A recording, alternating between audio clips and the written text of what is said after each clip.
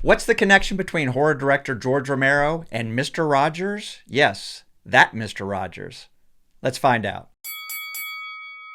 George A. Romero and Fred Rogers, Mr. Rogers, are both Pittsburgh legends. And believe it or not, the filmmaker Romero, known for his movies Night of the Living Dead and Dawn of the Dead, credited the creator and host of the preschool television series Mr. Rogers' Neighborhood with helping jumpstart his career.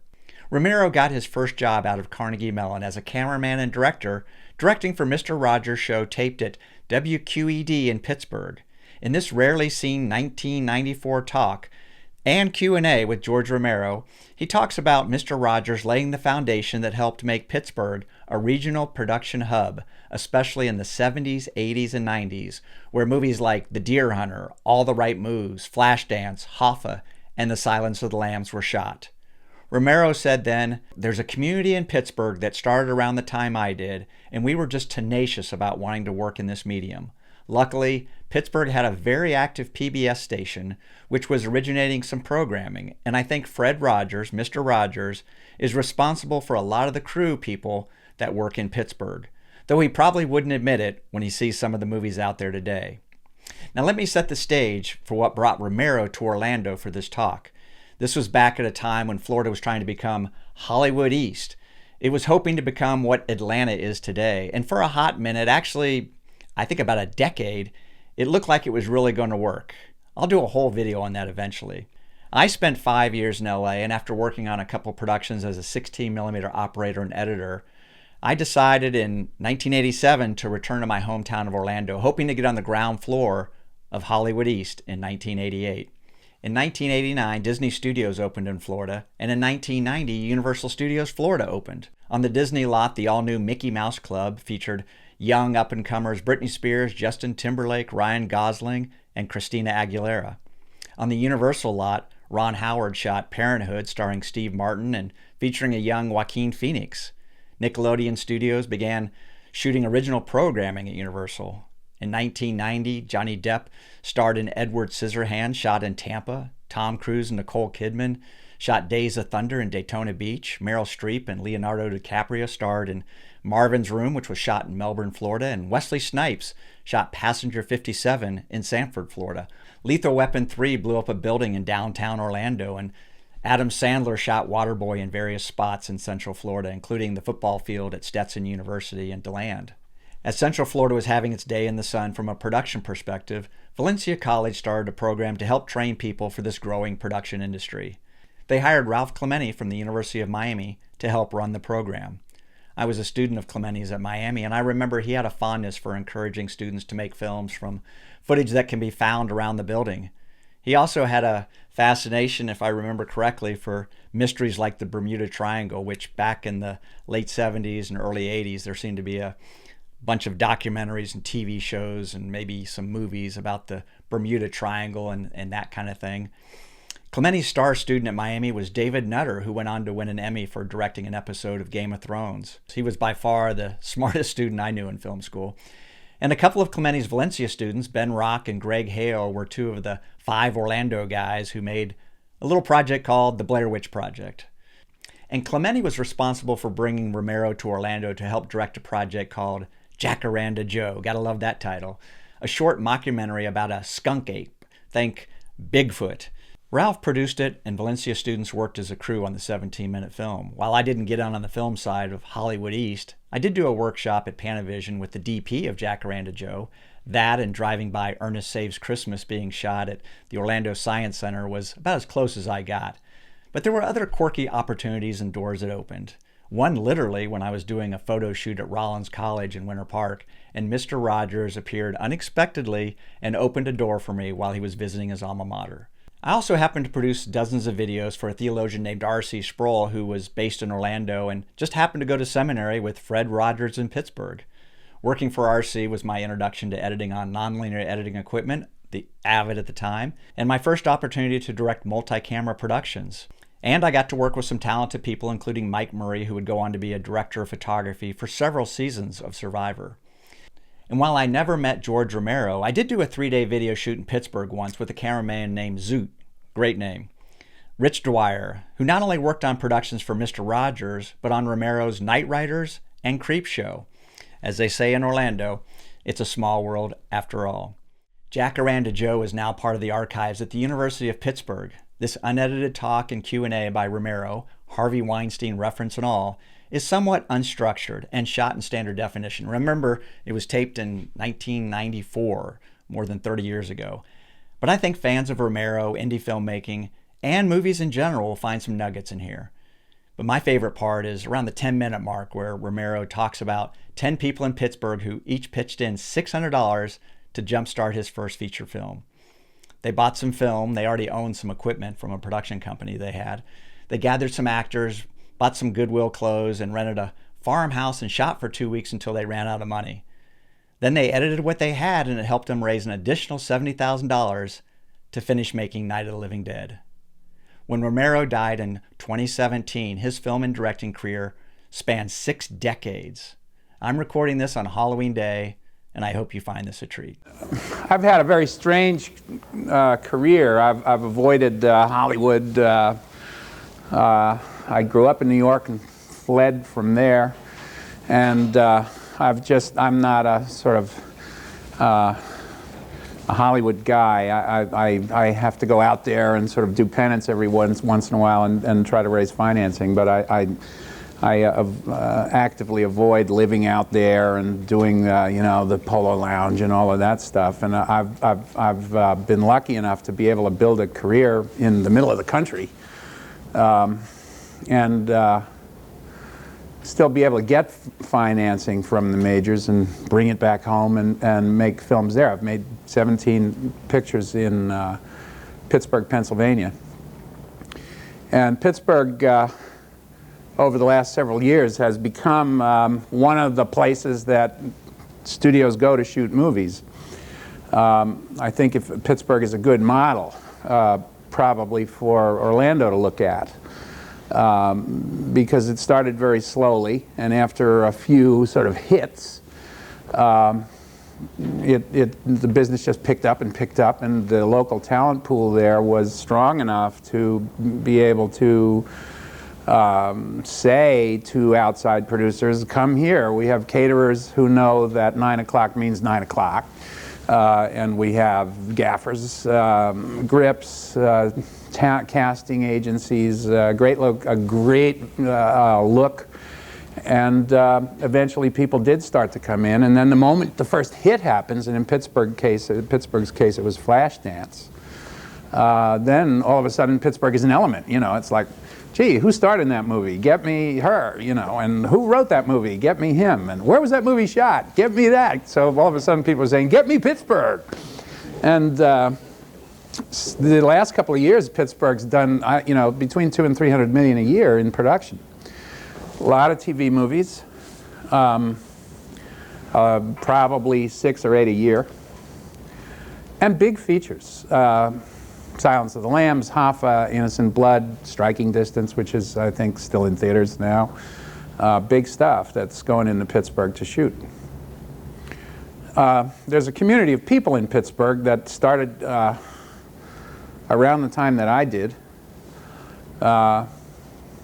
And we were just sort of tenacious about wanting to work in this medium. And we sort of we kept looking and scratching and finding ways to do it. Luckily, Pittsburgh had a very active PBS station, QED, which was originating some programming. And so I think Fred Rogers, Mr. Rogers, is responsible for a lot of the crew people that work in Pittsburgh, although he probably would never admit it when he sees some of the movies that are out there. But because of things like that, and KDKA was always a very active station doing its own production. It's a Group W station there. And we were starting to make features. We had a production company that initially was making commercials and industrial films and the like, and then there were also big corporations there like Westinghouse, GE, US Steel, that had in-house production service arms. And so there was a lot of hardware, there was a lot of equipment, much of which was left over from the time that immediately predated videotape, when film was being used for everything from news broadcasts to commercials. So for me, I was in a sort of the right place at the right time, and it was something that I really desperately wanted to learn how to do. And I just scratched around, and I did a lot of, carrying coffee and bringing people's cars around, and did a lot of work for free, basically. And myself and 3 friends of mine opened a little shop to shoot commercials, and we lived there, literally, in a little shop on the south side of the city, having to chip the ice out of the toilet bowl in order to get water. And it was rough for several years, but then we started to get jobs, and we just kept working, and pretty soon we got a regional industrial loan from a regional industrial development corporation. And all of a sudden we had a company that was able to buy some equipment, and we were making commercials and industrials and all that. And of course our passion was to make a feature film. So 10 of us got together, the 4 of us from our company, Carl Hardman and Marilyn Eastman, who are 2 of the actors in Night of the Living Dead. They play Helen and Harry Cooper, and they had an audio production company in Pittsburgh.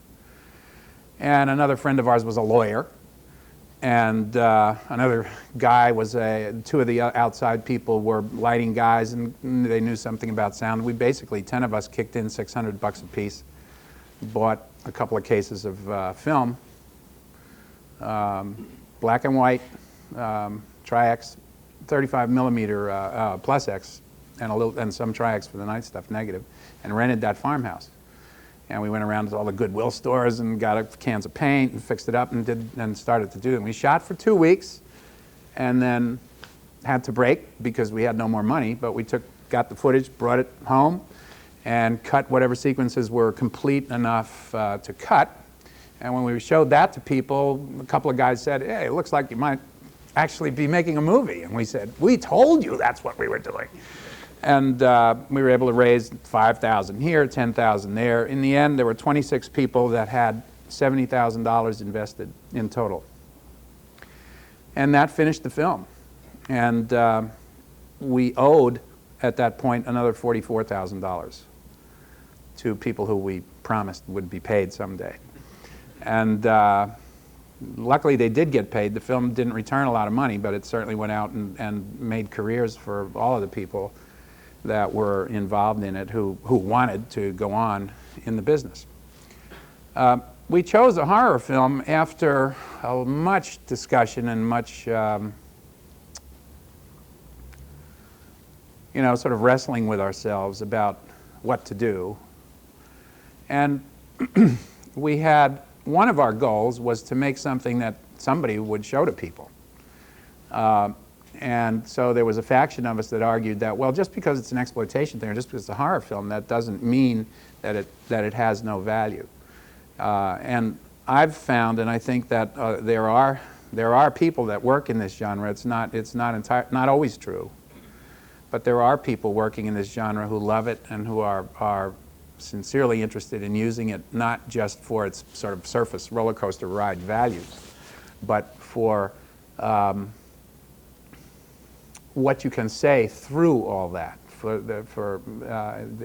Horror is parable, and there's some rather obvious sort of social satire in the 3 zombie films, particularly, that I did. And in that sense, I think that it's a very interesting genre. And it's wide open. I mean, you can say almost anything that you want to say in the form of, in a fantasy context. It's just sort of designing how you want to do it and how you want the things and the people and the characters to behave and the situations to respond to what's happening. And people that I think really are in love with it for those reasons. Then there's a sort of subculture group which is, into the grand guignol and into the performance or the balletic aspects of it, which also can be very sort of dance-like. And I think that the expression of those things is just as difficult to achieve as it is to achieve comedy, or it is to achieve a complicated jazz dance routine or a piece of rock and roll. the people that are really sort of urgently concerned with the form, I think will all say something similar to you that way. Unfortunately, there are a lot of people that are working in the movie world that not only don't have affection for the horror genre, but don't have affection for the medium, period. I think that many of the sort of clunky things that we see coming out of not only Hollywood, but even the independent community are just, you know, people either out to make a buck or people that think, gee, this is simple, this is a simple way to make a killing, or, you know. And there is a lot of product out there which I don't have a lot of fun with and I don't have a lot of respect for. So maybe it's easy to understand why there's a prejudice in the audience towards this stuff. I think there's a natural prejudice towards it because probably if you ask the average person on the street who doesn't go to see horror movies what their objection to them is, I think they would probably first say they're too violent. And in the face of violence on today's streets, this is the stuff that's causing it. I believe, and I hope it's not just, you know, justifying what I do, that fantasy violence is not going to cause imitative behavior. As far as the issue, you know, with the Disney picture that they pulled back because of the kids lying in the street, I don't like the idea that the movie got pulled back, and I don't like the idea that it was cut. But I do think that that's a case in point of the possibility of you know, of life imitating art that way. I mean, that was an act that could be done by anybody in any city. And if I didn't see the movie, but if it is saying this is, if you're a tough guy, you go out and do this.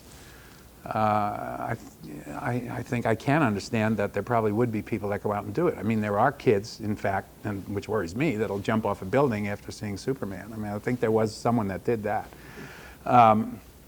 So you always have to wrestle with this, and I'm always fighting with that. But before all of that, before modern times, before there was so much violence in the streets, I think there's always been a prejudice against the genre. It's always been considered the sort of the poor relation. It's never, you know, had the respect of what people might call serious cinema. And I just think that that's very wrong. I think there is a prejudice against it. People don't like the sensation of being scared. I mean, some people don't like to ride roller coasters. Other people do. Some people don't like horseradish, and other people do. And the experience of watching a horror film, I guess, can be traumatic. It can create nightmares. It can, you know, sort of.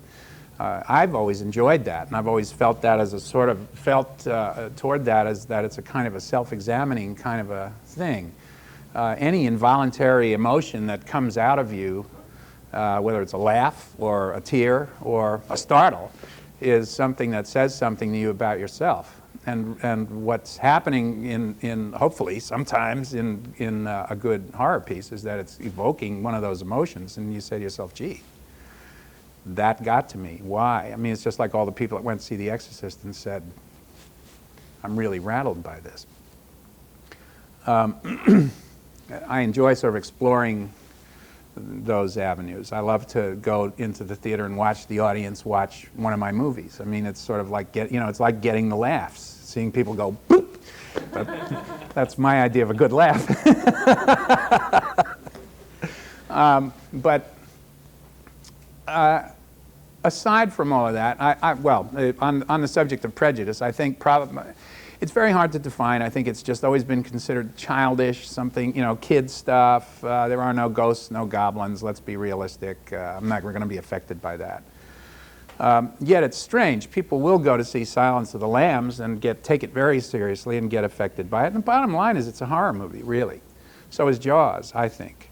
So I don't think that's the reason they don't go either. I think they just think of it as comic books, you know, penny dreadfuls, garbage. And I just wish there was a wider audience that would give it more of a chance and be able to hopefully see that there's an art form at work there. And certain times when it's sort of purely expressed, it can really be quite wonderful. Even when there isn't a subtext, or even when the subtext might be questionable, for example, like Halloween, which Halloween by me is just a ballet, but it's sort of a perfect horror film. And that's what I love, and I wish there was a wider audience for it. And I hope that, you know, as more and more people get involved in it, and more films are made with some genuine care and concern. I'm happy to see, you know, everyone says, well, it's sort of dying now. Well, I'm happy to see it die, because what that means is there'll be fewer Friday the 13th and all that, and maybe the next films that come along will be made by people that really have an idea, instead of just want to, you know, make the same movie that was a hit 2 weeks ago.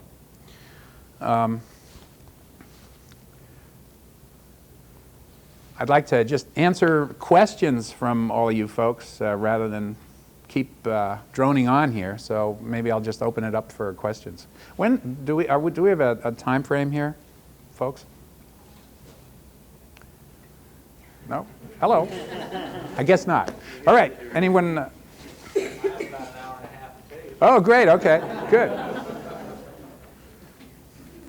Yeah. We were in the last class that I was in about the history of horror films. We were trying to think about where the future of horror films was going to be. Could you comment on that? Where do you think they're going to go, or what they're going to be like? The future? I don't know. You know, I think unfortunately it's sort of been, you know, we're getting so immersed in the sort of high-tech special effects things that I think that that's going to pull people in a certain direction for quite some time. I don't know. I'd like to see it go back into the more psychological, you know, Dark Shadows kind of, I don't mean Dark Shadows, a TV show, but things that go bump in the night way, things that are disturbing and that speak to the underlying psychology of the characters and the audience. And I wish that somebody could rediscover that. Right now, I keep trying to sell a remake of The Mummy. And, you know, the studio guys will say, what's scary about a big thing wrapped in bandages, you know? And, well, it scared me once. And, you know, they're not interested in that. They want pyrotechnics. I was actually commissioned by Universal to write a treatment for The Mummy, and I wrote one, and it was sort of very traditional. And they didn't like it. So then I wrote a little more futuristic one. And they didn't like that. And then they wound up commissioning another writer, and, you know, they wound up with a mummy that was like The Hitcher. You know, it was, the mummy was eating brains and that, and then he learned how to drive a truck because he ate someone's brains who knew how to drive it. And it was like that, you know, so this is Hollywood thinking.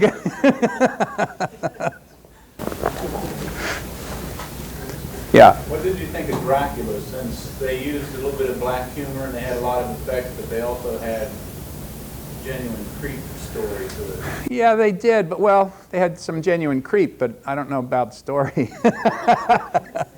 I didn't think it was very Bram Stoker, and I didn't think it was, I thought they just sort of threw the story out in favor of, you know, some beauty shots. I remember it was beautiful. I thought Gary Oldman was a genius in it. I mean, it was just great. The makeups were great. Some of the imagery was fabulous, but it was just sort of I thought it was just sort of a light show. It wasn't really Stoker for me. And again, I think that's sort of what I'm talking about. I think if I would ever have the opportunity to do something like that, I'd try to get more into the heart of the piece and try to just just do it much more subtly.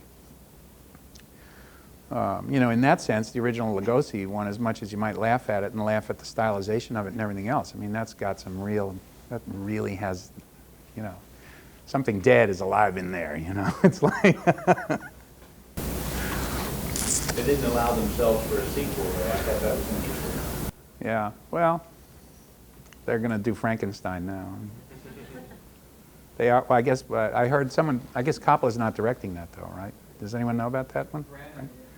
Branagh, right. De Niro? Yeah. Hey, we'll get Bobby De Niro.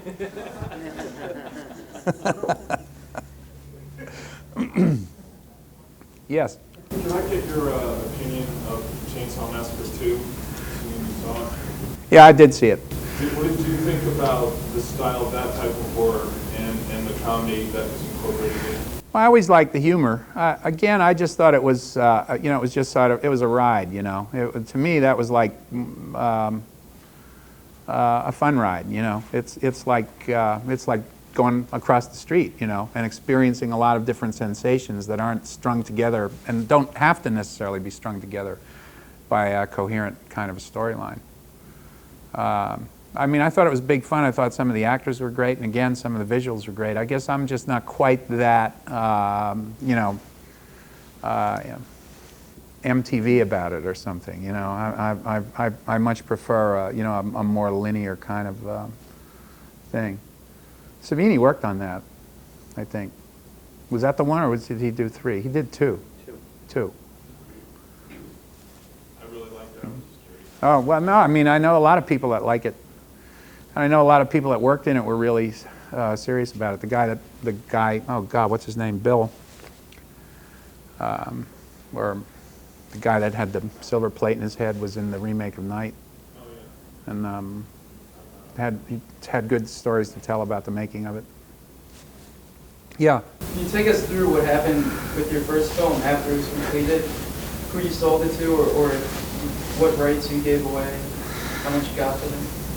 Well, we didn't get anything up front. We wound up showing it to several distributors. None of the majors wanted to handle the picture because... You show them at festivals? No, we went to New York. We threw the movie in the trunk of the car and drove to New York and knocked on doors. I mean, literally, that's what we did. And it was a 35 millimeter print that we had with titles, overprints, everything was finished, complete. It was called Night of the Flesh Eaters. We showed it to several distributors, including a couple of majors. Columbia was interested in it, held it for like about 2 months, and then came back and said, well, we'd like you to reshoot the ending and have the guy live and maybe have the brother not be dead and this and that and that. And when you shoot the ending, maybe you can shoot it in color. And we'll suddenly go to color, and you know. And so we just sort of bravely said, or boldly said no. And then we spent another 9 months without a distributor and started to panic. And we were much less brave. And we went back, and Walter Reed finally said they would distribute the movie with no upfront money, but basically with a 50% participation, and it was a worldwide deal. They had rights to the entire world. They made about 1,000 prints and distributed it pretty effectively. No, they didn't make 1,000 prints. Initially they made 500 or 600 prints and distributed it pretty well to like drive-ins and neighborhood theaters and sort of the expected channels. It did well. It made money.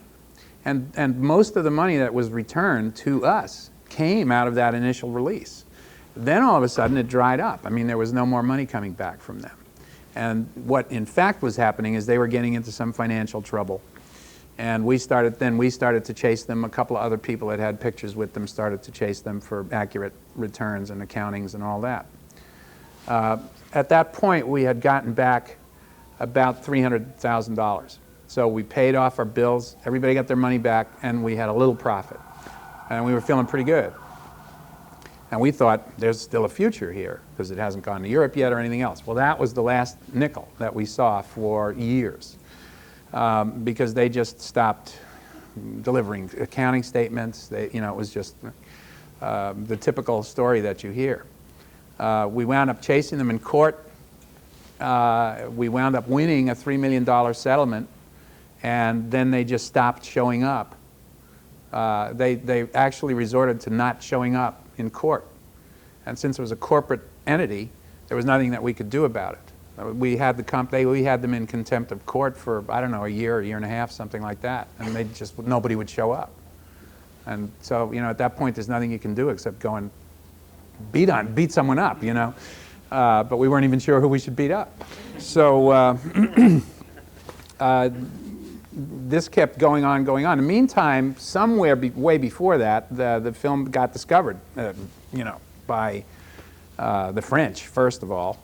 And it was a big success over there. They started to write about it very favorably. And then it came back, and Walter Reed, right around the time that we were beginning to chase after them, re-released it on a double bill with a movie called Slaves. And they started to tell us that it was Slaves that was making all the money, and Night of the Living Dead was just being shown with it to fill out the double bill. And in fact, that wasn't true, because then Rex Reed started to write favorably about it. And then it started to become this, one of the films that people were pointing to when they said that we need to, put a rein on these crazy filmmakers who are, destroying the minds of our children here.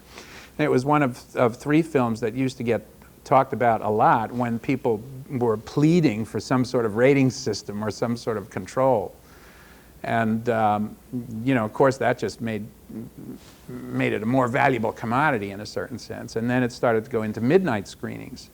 And, then there were just thousands of prints. Somewhere in there, people discovered that there was no copyright bug on it. And what had happened was when Walter Reed changed the title of the movie to Night of the Living Dead, physically on the overprint titles, which are printed over motion picture scenes, they didn't put a copyright on it.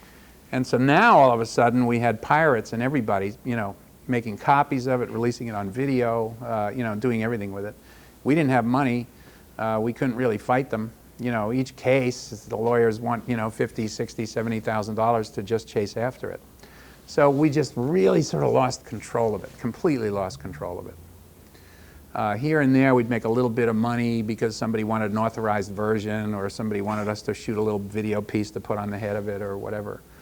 Finally, when the piracy got so rampant, the people that owned the company got together and said, we should, well, first of all, they sold the colorization deal to Hal Roach. And that produced some money. And while I was saying last night, I'm not one of these guys that's like really militant about colorization. I just think it's stupid. The only thing that the thing that I get most militant about is cutting a movie. I'm also not like a letterbox fanatic. I mean, because I see these guys. I'll talk to Roger Ebert, and he'll say, "Oh, you can't watch a movie when it's not letterboxed." In the meantime, but he'll tell you he doesn't seem to care if you watch a movie with something's been cut out of it, so that it's on TNT to run at a certain time frame or whatever. I think the real thing we should fight is cutting rather than squeezing or colorizing or whatever. But I lost track of where I was. Oh, so so then some money came into the company there. Then over the Dan O'Bannon thing, Return of the Living Dead, which was actually authorized. It was a book that Jack Russo wrote, and Jack wrote a screenplay for Return of the Living Dead. And a guy named Tom Fox bought it and immediately hired John, had a deal with him to make the movie. John was supposed to get the screenplay credit. They were supposed to use John's screenplay. The moment Fox bought the rights to it, he hired Dan O'Bannon, burned the book, burned the screenplay, and hired Dan, and Dan wrote the film, or co-wrote, I guess, the film that exists. So the distributors of Day of the Dead and Dawn of the Dead started to sue them because they said, you can't do this, and just all hell broke loose. And then it looked like there was going to be Return of the Living Dead 2. There was all this confusion. And so again, the shareholders in the company started to panic and said, what we should do is remake this movie, make a new film that has a good, clean copyright on it, and like that, so that we can just sew up the title and everything else. So that's what happened. And then some fees came in on that, and I decided to, go along with it. And I wrote the screenplay, Tom directed it, and then I think did a pretty good job under extremely difficult conditions. And that's it. But even with all that, the company of 26 people over 25 years has made, $1.3 million on the whole shooting match. So it was never, Now, the other side of that coin is that everybody's gotten careers out of it. So it's been, very good for all of us. I was talking to someone out here before, and they said, well, how can you keep people from ripping you off? And I said, well, if it's your first movie, you might be better off to go in there and say, here, steal me blind, make a fortune on this. I hope you do. Because really, you're going to, benefit the next time you walk in and want to make your next movie. And I know certainly that's what happened to me and Jack and Russ and the other people that worked on Night. What was the original split, do you remember? What's that? Is it a 50-50 split? 50-50. It was supposed to be 50-50. Right. Of the net. Now, net, there's also this whole thing about definition of net. And the biggest thing, like when you're talking to attorneys about this kind of profit thing, is the definition of net. I mean, they can define net like just in ways that you wouldn't imagine. And you know, typically what will happen, especially if it's a big studio, I can give you, you know, it's like everyone knows about the Eddie Murphy movie that made $300 million and didn't turn a profit yet. I would not be shocked if somebody showed me those books, because I mean, it's happened to us a couple of times. If you have a film that fails, that does not recover right away, you're in trouble. The Dark Half that came out last spring was a $17 million film that grossed about between 13 and 14 million bucks. So theoretically, there's a $3 million deficit there, plus a pretty low P&A, which was around $6 million. Since May, and now where are we, October?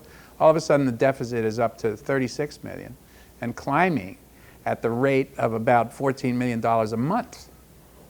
And it keeps accelerating, because what happens is the studio charges you for the cost of managing that movie. And so basically what the studio does is takes its cost and divides it among all the movies that it's handling. And it says, okay. And so the movie just keeps building up a debt. And it's, you know, it's impossible to dig out of that. And so, and you won't, even if you get the sharpest attorney in Hollywood land, unless they want to, you won't beat them on the definition of net. If they want you, if you're De Niro, or if you're Stallone, or if you're, you know, then maybe they'll, you know, cut you a break, and you'll be able to get gross points, or, you know, that's what everyone talks about, is trying to get gross points. Not even gross points isn't enough, because gross isn't always clearly defined. It's got to be gross. So it's pretty scary stuff. I've, you know, ever since the first film, I've just had a kind of a very fatalistic attitude about it. I'm not in this, first of all, for obviously, if I made a film that was a big hit, I would love to get my share of the profits. I'm not, you know, saying I don't care about that, but I know going in that I'm going to be able to take so much of a salary out of each product, and that's really all I ever expect. You know, and if something else comes, that's great. And in the last couple of years, I'm members of the Writers Guild and Directors Guild, and there are royalties that come from that, and you know, and that's. You know, I mean, I still feel like I'm getting away with murder. I mean, they're paying me to play with electric trains, you know. It's like, and so profits are something that I don't expect, and I don't, it's not why I'm in there playing the game. I love to do what I do, and to me, the most important thing, and the thing that I try to do, is just, you know, stay in a position where I can keep getting the jobs. Because that's what I want to do. I mean, I don't want to spend the next 3 years like, you know, fighting the Buchwald case or something, and, you know, and then it's, you know, it's not worth it. You find a way, you look at the way the system works, and it's not obscure. These are companies that are run just the way, you know, banks are run, just the way any big organizations are run. There's nothing obscure about the administration of these companies, and in fact, many of the executives in the studios now come out of these multinational corporations and aren't really movie people. So it's a matter of finding out what makes it tick, and how can you get in there, and where's the crack, where is there a door cracked open enough for you to get through it. If you're serious about it, you can figure out the way it works. And I know most of my friends in Pittsburgh that have had a burning desire to work in this business are in fact now all working, making very comfortable salaries, and you find a way to do it. The people that make films, you're really in a trench. I mean, it's a difficult process. It's very high pressure. There's a lot of money at stake. And the people in the hiring positions have nothing but respect for people that are reliable, concerned, and talented. And you're just not going to get screwed at that level. You might get screwed when you're in there trying to make a deal, you know, like with the studio or whatever. But down in the ranks, There's a lot of, it's like circus, man. I mean, it's like everybody knows that, your life relies on the rigor and, this and that and the other. And those people have a tremendous amount of respect for each other. And if you're good at what you do, and if you're, you're there to play, you'll work again. It's a no-nonsense business at the practical level. Yeah. What about your adventures in television? Sorry? Television, your television series? My experience with television is kind of limited. I had a company for a number of years with a business partner in New York called Laurel Entertainment, which has subsequently been bought by Aaron Spelling, and I haven't been involved with it for a number of years. One of the last things that we did was a TV series called Tales from the Dark Side. And I wasn't on the set of any of the production. I never even visited the set of any of them. I wrote the pilot, and Bob Balaban directed it, and I wrote, I guess, 4 or 5 other episodes, and that was it. I didn't really. We had a wonderful story editor, a guy named Tom Allen. He used to be one of the critics that wrote for the Village Voice, and for the year and a half that Tom worked on this, I thought that the show was really, really very successful. I thought it outdid Amazing Stories, mainly because the stories were good. I mean, Tom had a wonderful way of, shaping those stories. And even though the budgets were ludicrously low, and it was 16 millimeter, and, next to Amazing Stories, visually, it was like just nowhere close. But I still thought it was better. And then it just sort of, it fell into the hands of the executives again, or, the people that just wanted to keep it going. And they kept it going. They shot out the second season and got it to the, there's this crucial number of 100 episodes or something when you can slip into strip syndication. And they did that, and then instead of going on so that there might be serious profits, they basically kept producing the same show, but they called it Monsters instead. And so that was specifically a ploy to, so that Dark Side wouldn't get into, start skating away with big profit money. And and so that's the name of that tune. That makes sense. Yes. Is there a certain point in your movies where you would draw the line? I'm sorry, I can't hear well, but Is there a certain point in your movies where you would draw the line in terms of violence or gore? that's a tough one. I don't know. When I was doing Day of the Dead, I didn't want to draw the line, and I really felt that I just didn't want to draw the line. I wanted to just do what we could do within the context of story. I didn't want to just do random, things just because the effects guys said, "Hey, I can do this." I felt it was a fantasy. I knew that they were going to put a disclaimer on it, even though it was going out unrated. They were going to put a disclaimer on it. It's not a movie for kids, and so I wanted it to try to make it more balletic. And there are a couple of those sequences that I think work pretty well. I don't feel bad about letting it all hang out, so to speak. In other situations, I think I probably do hold back, and I'm not talking about with a studio film.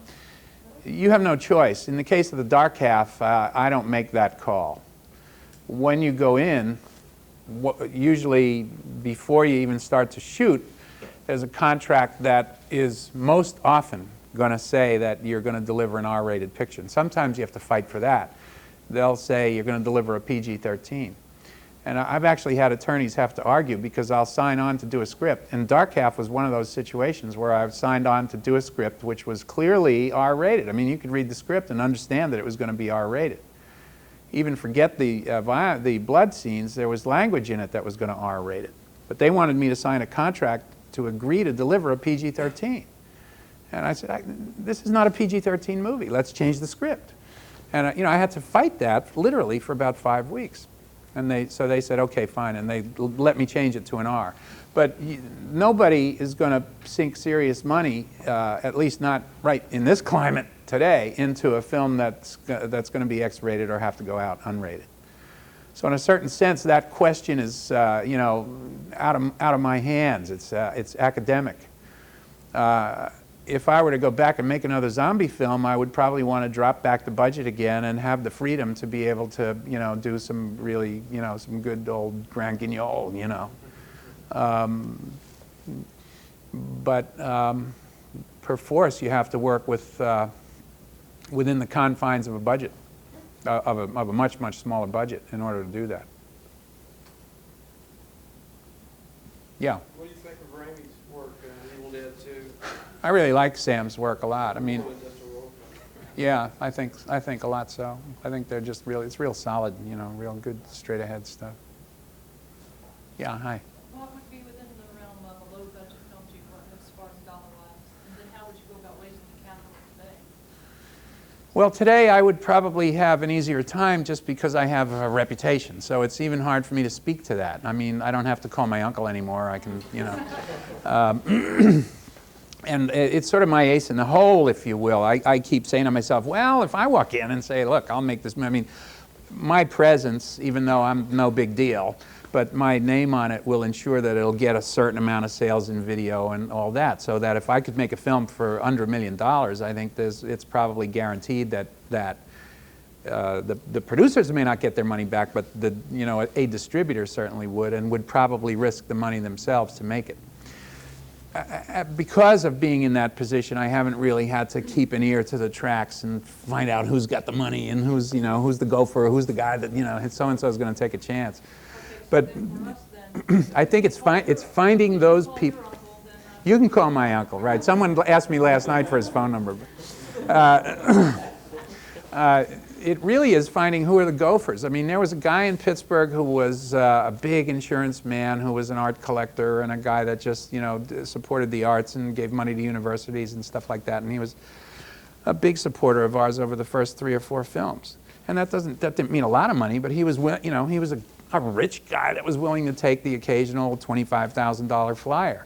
And sometimes that kind of seed money will help, because then that guy introduces you to 2 other guys, 2 of his golf buddies, and they each say, I'll kick in 10, and it's like that. I mean, if you're going to make that $300,000 film or $150,000 film, which people are still doing, and it can be done, that's pretty much what you have to do. You have to just beg, borrow, and steal.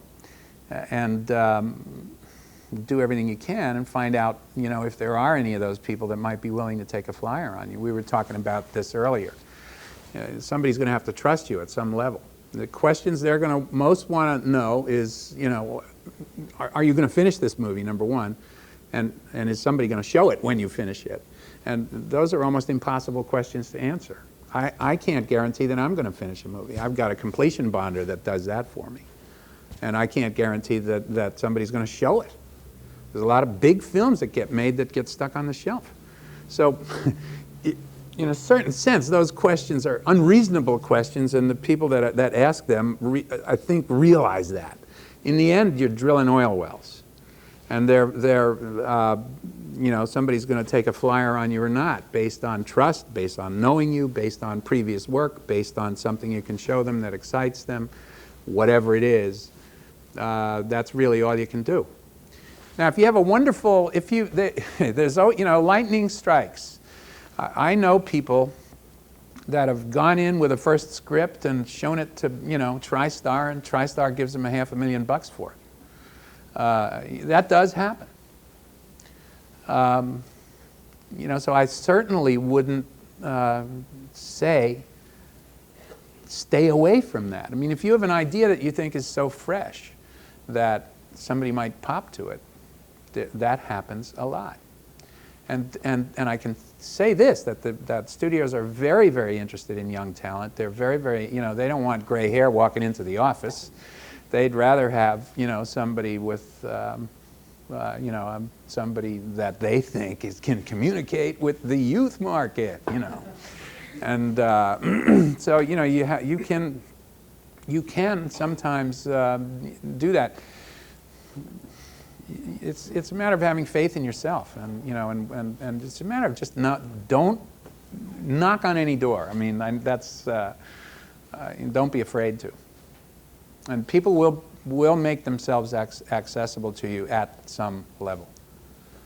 You know, I mean, I'm not saying you're going to be able to walk in and get a meeting with Spielberg, but if you have a really good idea, you might get to one of Spielberg's readers. And you know, unfortunately, there's that whole process too. They have most of the big studios have readers, and the toughest thing is to get the filmmaker or the actor to read your script. It goes through a lot of ranks before it ever gets up there, and then those people play favorites, and those people have cousins who wrote a screenplay, and you know. But these are all realities that you have to know this exists, and that's the way it is. And somehow you find out about it. You find out how it runs. You find out how the business runs, where the skeletons are buried, who the good guys are, who the bad guys are. It's a matter of getting involved and knowing, you know, knowing a little bit about this business that you want to get into. Yeah. It's more of a statement than a question. If you can get everything for free, your actors, crew, and that sort of thing, you can probably make a movie for about $30,000. Everybody always says $100,000, and I know that scares people, but if you just go through raw film stock, how much it's going to get to process it and cut it, it shouldn't cost you more than $30,000. Right. Well, you know, all the talk shows would have you believe that El Mariachi was, what, $7,500 or something? I mean, you can't shoot a 35mm movie for that amount of money. I don't care if you shot it absolutely 1-for-1 ratio. You know, I just can't believe that, and I don't know if anyone knows what the reality is behind that. But I would say that you're right. I'd say 30 or 40 G's. That assumes that you're not buying everybody's lunch and that you have access to equipment and stuff like that. I mean, that's the way the only way that we made Night for the money that we made it on was because we had in-house equipment. We had a 35mm camera, we had the lights, we had the recorders, the mics, you know, we had everything we needed. We didn't have to rent any of that. And we didn't pay anybody. We did serve lunch. So. Yeah. Do you have any dream projects you'd like to do someday, books or anything like that? You know, I've never had dream projects in that sense, like one thing that I've been passionate about doing. I used to want to, over the years, I've had a couple of things that I've wanted to try to do, but I always, I find that, you know, but you get an idea in the shower, right? And by the time you can even express that idea to somebody, you've had 3 more ideas, or somebody else makes it, and then it turns up on HBO. And I find that I'm always, you know, by the time you make a movie, by the time you're sitting in the editing room trying to make decisions about something that was an inspiration from a year and a half or 2 years ago, you've almost lost touch with it, and you're flying on instruments. So I don't know. I usually get an idea and immediately, you know, try to develop it very, very quickly over the course of a few days, and then call somebody up and say, hey. And just try to get it either get it off the ground or get all my, you know, reject notices out of here so I can get in the shower and look for another idea. So the stand that ABC is doing now with Mick Garris, that's nothing to do with it? That has nothing to do with me. No, I haven't been involved. The company that I was with, that I mentioned, Laurel Entertainment, wound up owning the rights to that. And so when I left the company, I really had no further rights in it. And I was scheduled to do that, but you know, that was a farce too. My name is actually on the paperback, soon to be a major motion picture from George Romero. You know, and that was before the movie was even a gleam in Steve's eye. And Steve wrote the screenplay, and initially didn't want to do it as for television. He thought that television would emasculate it. And we actually argued with him at that time that TV might provide the running time. I thought running time was more important than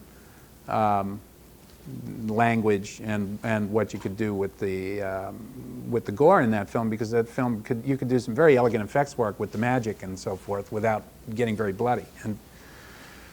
And I thought that running time was the better choice because the characters and the story is so complex. But Steve didn't see it that way, and so for years it sat around and nothing happened. And in the end, they finally did opt for television. I don't know what it's going to be like. I mean, I hear they've had a lot of problems with it, and I don't know. But they actually did shoot some of it in Pittsburgh. They shot the Lincoln Tunnel in if anybody knows Pittsburgh, in the Liberty Tunnels in Pittsburgh. So, yeah. You mentioned that you were worried about your film getting unrated, but having a disclosure on it or something? Would you agree that nowadays it's like people? It seems more like the promoters want to have disclosure on it because it promotes rentals. Because if I'm in a video store and if I'm trying to decide between an R-rated movie and an unrated movie, I'll always take the unrated one. It seems like better. Yeah, see, video is a whole other ballgame. I don't even know that the. I mean, they're not obliged to use that rating system, are they? The video stores? Isn't that sort of home rule? Don't the individual chains like Blockbuster has a policy about what they'll stock and what they won't? Blockbuster won't stock unrated films. Unrated films. But they'll stock X-rated films? Nope. Right. Okay. Our own. So, you know, I think that's up to the individual companies. You see, the MPAA is a Hollywood home rule organization. And Jack Valenti is one of the players, let me tell you. It seems like TV shows now are starting to get more and more like parental advisory and stuff like that because they want people go, ooh, I wonder what's the big deal, I'm gonna watch it. Mm-hmm. You know what? I can't blame people for complaining. And I really think that it's the fault of administration. I mean, you know, what happened with the rating system initially is that the PG. I mean, there's a whole history even before them. But the G, the PG, and the R. Well, you know, first of all, they are all initials that stand for something: general parental guidance restricted. X, skull and crossbones. You know, what does it stand for? Bad, negative, NG. In addition to that, the G, the PG, and the R were copyrighted trademarks of the MPAA. They did not copyright the X. They didn't take out a trademark on the X because they felt that if they put an X on a pornographic film, however you want to define that, and that because their X was on it, if it was a copyrighted trademark of the MPAA, that might somehow indicate to people that they were somehow condoning this movie. And so in the typical bureaucratic thinking of organizations like that, they say, we won't copyright the X. Tell me that that's not madness, you know. And so as a result, then filmmakers found out that the X was not a copyrighted trademark and that you could use it. And so the people that wanted it then started to use X, double X, triple X, X all over the box. I mean, you know, it was like, so then legitimate film or distributors, studios refused to use it. And we lost that adults only category. Okay, so now what happens? Well, now they keep inching up the stakes. Now you have to squeeze more and more explicit material into the R. Then you have to squeeze more and more explicit material into the PG. As a filmmaker, I don't care if there are 10 ratings up there. I wish there was a book somewhere, and I wish that there was no favoritism. I wish that I got the same deal that Paramount or Bruce Willis got. And I'd rather that it was written out on tablets of stone, so that I'm writing my script and I look it up and I say, okay, this is an R. Great, but I don't want it to change. I don't want, like to have to cut my film when Stallone can go in and not have to cut his. It's just that whole thing. Again, if there was some integrity in it, I don't think anyone would mind it. Nobody minds an indication of what you're going to see. And I think that the real complaints that come from Middle America is when they go to see a PG film and people are swearing and there's all sorts of sexual innuendo in it and everything else. It's crazy. It's just the whole system is crazy on both ends of the spectrum. And in that sense, I don't blame people for complaining. Anyone else? Yeah, how'd you get your second film? Sorry? How'd you get the second film? The second film we got more because of Night of the Living Dead. We were able to found it much easier to find the investment. And we found the investment, made the film, but nobody went to see it. Third, that was a film called There's Always Vanilla. Third film, we had a brokerage that was going to raise money for us for 3 pictures. And we started to shoot the first picture on a letter of intent from the brokerage and on the beginnings of money. And we wound up then borrowing the money on the strength of this letter of intent. Mistake. And they, of course, didn't raise the money, and we were stuck with a loan for the extent of that film. And we had to finish it greatly underfinanced. It's a film that I don't mind. It was originally called Jack's Wife. It's on video now called Season of the Witch, and it's not very It's not a good print. It was made from as some sort of a surviving 16mm copy, and there were some cuts in it. But there are some things in it that I like. It's a film that I keep saying I'd love to remake someday, because I think I think it has a pretty good idea. I think it had a pretty good basis story basis, and I'd like to try to make that movie someday. Not remake it, make it. And then the fourth film was financed by a New York distribution company that was a porno distributor, company that made a sort of a breakout X-rated film called Cry Uncle. And that sort of crossed them over out into Middle America. It was a film that played, you know, not only in the little funky little, you know, across the tracks. And so then they sort of got a taste of wanting to go legitimate, and they came and financed a film that I made called The Crazies. And again, you know, it was underfinanced for what it was, because it was a pretty ambitious kind of, you know, science fiction thing about a bioweapon spill in a little town.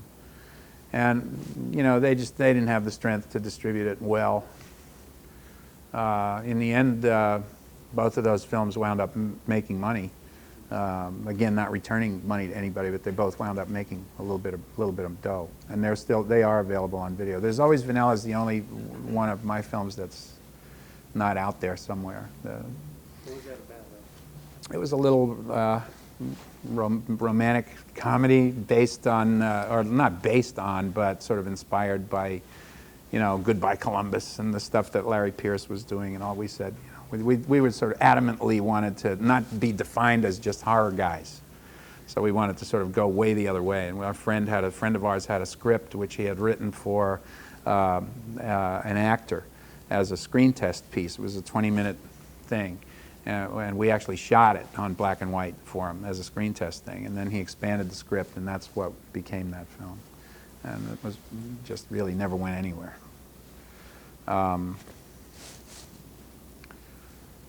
So that was that. Then I really, after those disappointments, I kind of took a break, and that's when I met my partner that formed Laurel with me, and we did television for a couple of years. I did sports biographies. We did 17 hour-long sports biographies for ABC, and had a lot of fun, you know, just traveling and not worrying about, you know, traveling. We traveled all around the country doing that stuff. It was a real sort of breath of fresh air, you know, to sort of get out of it for a little while and go back to documentary work, which I really love.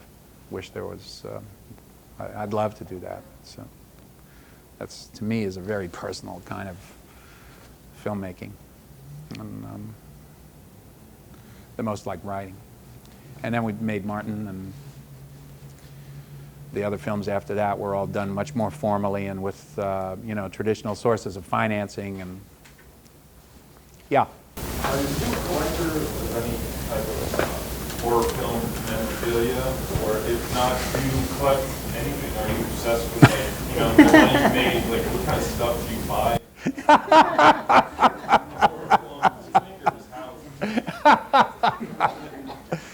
Real dull. You'd never recognize it. You wouldn't find my neighborhood, or you wouldn't find where my neighborhood is. Stephen King, you'd find his house, boy. I mean, Do you collect anything? No, well, comic books. I still collect comic books. In fact, my son and I were down at Church Street today, and we each bought some. But that's about all. I'm not, and I buy videos. I mean, that's where all my money goes. Comic books and videos. I have to have the box, you know. It's the old collector mentality, I guess. It's like from having to have record albums, you know. I want the box. I don't want a dubbed off copy, you know. I want to have the box with the little picture on it and have it in there. So. New comics or just old? Well, some new ones. Most of the ones I bought today were new because I was actually looking for something, you know, looking for maybe ideas or characters that might be available for, you know, to try to turn into movies. Yes? Is it hard for you, now I told you the other day that I really like Knight Riders, which is somewhat out of what we traditionally think of as a George Romero film. Yeah. Is it harder for you to get financing for something outside what you're known for, as opposed to walking in and saying, I want to do another zombie picture or something like that? It's almost impossible. And if I did it, I don't think that people would, I don't think that it would have the, it wouldn't get the kind of support that, I go in and make a horror film, they're going to give it a certain amount of credibility. If I go in there, we shouldn't use me as an example because I don't have the kind of clout, let's say, that Eastwood had for years, a lot of clout. But every time he tried to step out of that Dirty Harry role and do something interesting, yeah, he got the deal because they wanted him to come back and make the next Dirty Harry. But they really didn't support the product that much, and they really didn't think it was going to be successful, and nobody really had any respect for him. I mean, you know, he's finally sort of, after years of fighting with that, is now coming into some recognition. But it happens to, you know, that's just the way Hollywood works. If they could get you to, you know, whether you're Stallone or Schwarzenegger or whatever, I mean, it's very, and if you notice, there are very, very few people that have a broad enough kind of marketability in a Hollywood sense to survive that or to be able to transcend that. And then there are people that just sort of stay out of that system, like Ed Harris, who I think is one of the best actors in America today. But he's very careful about his picks. He's another guy that doesn't want to get hot, you know, because he knows the dangers of that. And he's, as a result, he's been able to sort of stay in the, you know, stay in the pack there and play all kinds of different roles. So once you have a reputation for having made, you know, $300 million doing a certain thing, what they want you to do is do that again. And if you say, okay, I'll do it again twice for you, but then you have to let me do this, they'll say yes. But you know, from that moment, they will never think of that product, that particular thing, as something that might, you know, have a shot at making money. I mean, they have an automatic prejudice against it. And again, it's not just stupidity. It's like, you know, it's corporate thinking. They have to do diligence. You know, they have to speak to the shareholders. It's why they preview movies. You know, nobody out there. There's no, you know, maybe those guys were all real bastards, you know, but there's no Jack Warner anymore. I mean, there's nobody out there that's like taking the bull by the horns and saying the buck stops here. You know, they preview movies all the time, and depending on how you score in those previews, that also determines how much energy they'll put behind the distribution of something. On the other hand, that's how Crocodile Dundee happens every once in a while. You know, let's say you make Mad Max and you bring it in, you made it for 300 grand. If they think it's presentable enough, you know, in that case, it might be very lucky for you to go into previews, because if you score high, hey, they'll throw it out there. On the other hand, and it happens more often, it happens way too often, that a film will just be destroyed through the preview process. And it just, again, forever baffles me that studio executives are going to listen to, you know, audiences in Orange County and change films and twist them around and change the ending and, you know, on the basis of what the audience cards say. And, you know, they give out these multiple choice audience cards. And they go all the way down into the ranks. I know I have a friend who's made a couple of films who I mean, he's had composers changed. He's had characters taken out of his movie because the audience didn't like a character. It's astonishing. So you see an incoherent film sometimes. It's probably because it's been through too many previews and maybe even too many administrations at the studio. That's the other thing, is the executives play musical studios. And so, you know, you might have an executive that has faith in you when the project starts, but over the 2 years that you're working on it, you go through 2 new administrations who, you know, maybe this guy didn't like that guy. Or, you know, Sherry comes in and she was no friend of, you know, Mancuso's, or, you know, however it worked. And then all of a sudden your project has that black spot on it, you know. It's very, very complicated stuff. It's also irrational. It's trying to apply, you know, sort of corporate, you know, thinking to what really should be you know, a form of creative expression that works on much more intangible life force. And you know, it's bound to happen because it's basically an industry. And in this country, it's basically an industry. There's no support for there's no sort of, you know, money for the community of filmmakers here that there is in some other countries. But from what I understand and from having met people that, you know, I'm often tempted to say, man, I'm going to go to Australia, or I'm going to go to France, or I'm going to go, you know, go somewhere and get some respect. And I think there are just as many problems, you know. I mean, there's bureaucracies everywhere. And, you know, so maybe it's not about money, but maybe it's about politics. Maybe you can't say that, you know.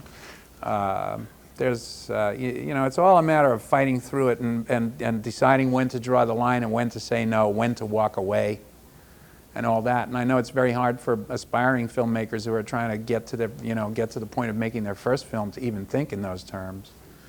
But that's, you know, that's what it is in the big leagues. Yeah. Do you have a mental list of distributors or those type of people that are looking for your first film that you should stay away from?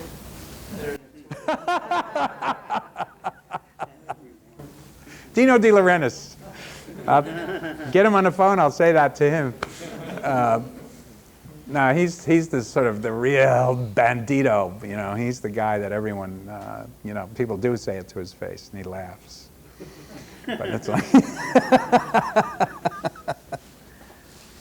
no. You know, administrations change, studios change, policies change every 6 months. I mean, you can go back every 6 months, and you're talking to somebody new. Smaller companies, like Trauma. I don't know. I really don't know. I don't know them, and you know, I don't know enough about it. I haven't heard anything, you know, good, bad, or indifferent about them. I know Harvey Weinstein is supposed to also be a guy that, you know, you have to watch out for, but I've heard then from other people that have worked with him that he's pretty supportive. Usually when people say don't trust the guy, they mean he's going to steal from you. That doesn't scare me off. I'm much more concerned about, is he going to be on the set, you know, telling you that you should have cast a redhead here, you know, or telling you that the car should be a, you know, BMW instead of a Jeep. You know, some of the things, I can't tell you the arguments that I've gotten into that have lasted days, that have shut down production. I had, this is a story about Monkey Shines. I'll just tell it because it's an example of exactly how crazy things can get. There's a scene in the opening of Monkey Shines where Janine Turner wakes up in bed. It's the very opening shot with Jason Begay. The script says, I think the script says they're naked, lying in bed, they wake up in the morning, sunshine, blah, blah. He reaches over, pulls down the sheet, and we see her buttocks, and he pats her on the back and says, I'm going to go run. He gets up out of bed and goes and runs. It's pretty much the way the scene plays. If we had the film now, I could show it to you, and you would say, that's very accurate to the script. Because there's certain times when you're supposed to stay accurate to the script, and if you're not, they'll come in and nail you for it because they say, this is not what I bought. Now, the producer argues with me that I was not at all accurate to the script because he wanted me to go up higher over the bed like this. And we were shut down for 3 days because he argued that buttocks was a plural and that you could only see one cheek. God's truth. And that's how crazy it gets.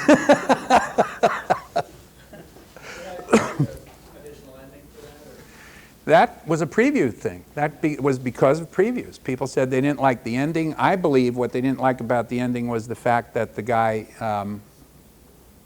heals magically.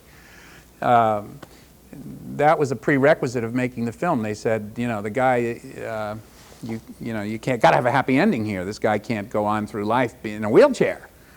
You know, which of course in the book he does. I mean, it's, you know, there's no, so we had to invent this like magic cure. And I think most of the people that were complaining about the ending, or half of them anyway, were complaining about that it was just too corny. And it was.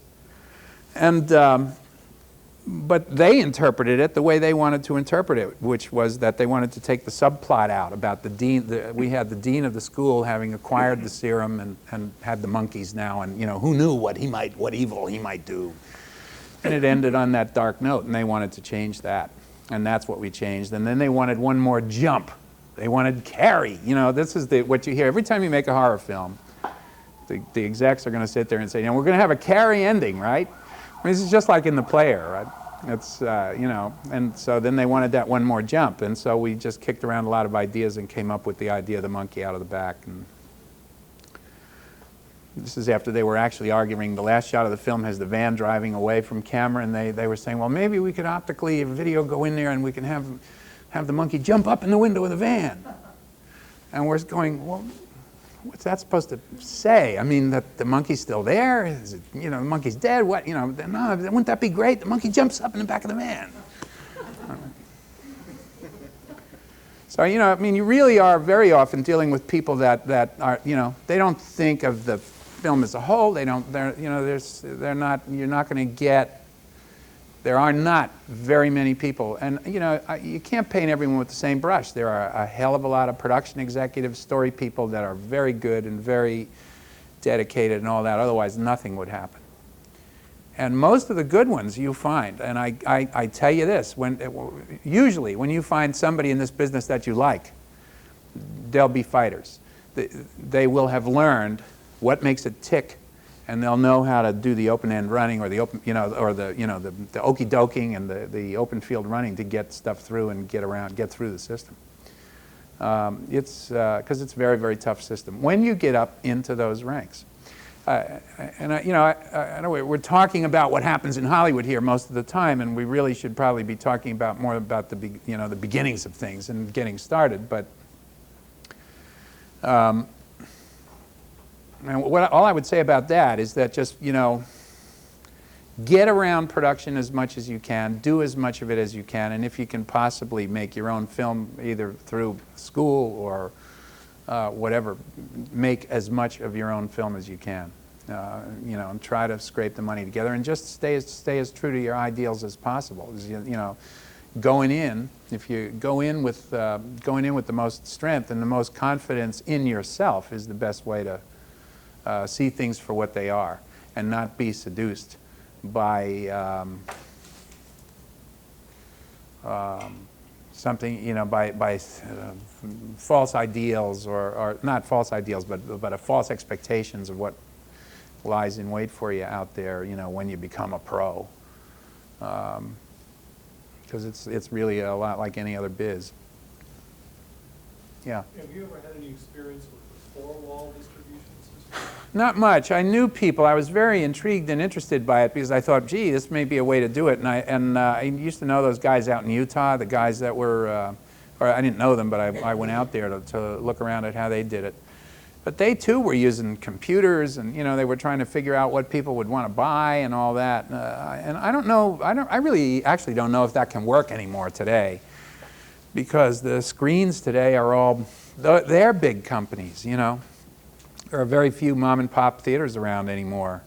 It's all, you know, National General or Showcase, or you know, big companies that make package deals with the big distributors. And so getting screen time is getting harder and harder and harder. And that's why all the smaller distributors sort of dropped out of existence and all fell by the wayside.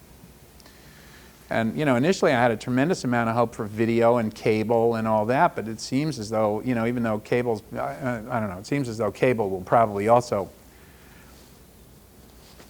there'll be it'll develop its own power system, you know, and it'll be just like dealing with networks. It already has, right, to some, right.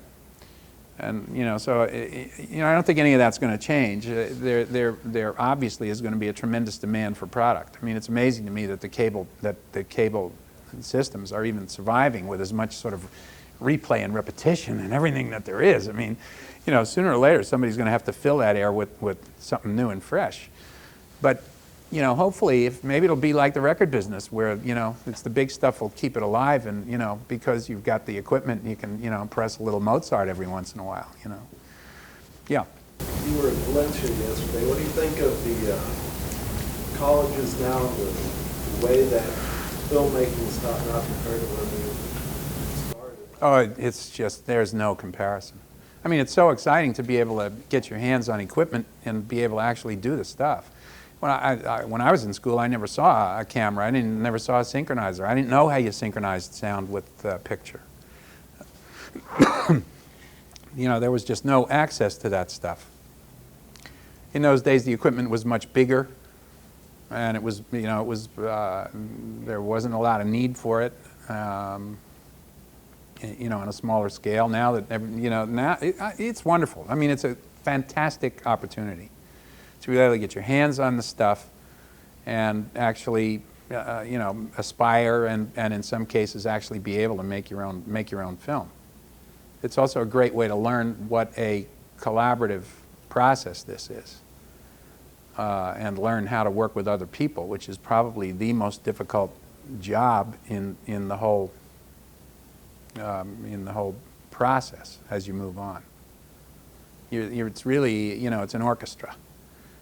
You're playing in an orchestra, and all those, you know, all the notes matter. What do you think about the state of the film festival and it being, it's becoming sort of more of a marketing tool than a sort of look into what's happening and new things happening in film? Do you really think that it's a place now for smaller independent filmmakers, student films? I read in the New York Times that it's just like a marketing tool now. It's no longer what it used to be. What are your opinions on that?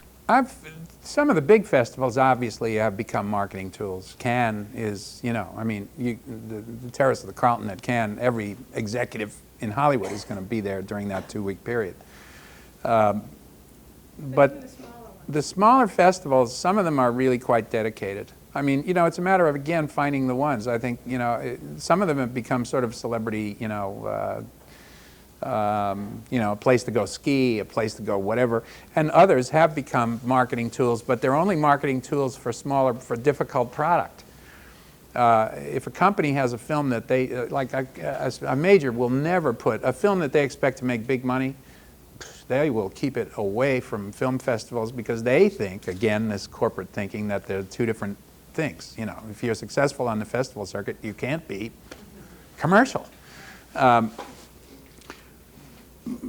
Now, a film like Sex, Lies, and Videotape, you know, small, what they consider to be difficult product, The Player, Household Saints, films like, I'm sorry?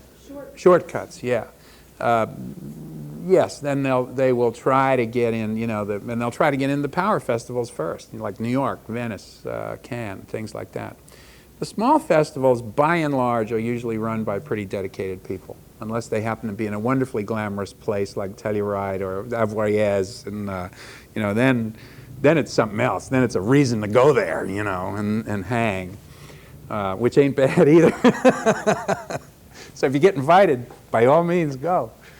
But I think, you know, it's like everything else. Any place that somebody's going to show your movie to strangers, show up, bring the movie.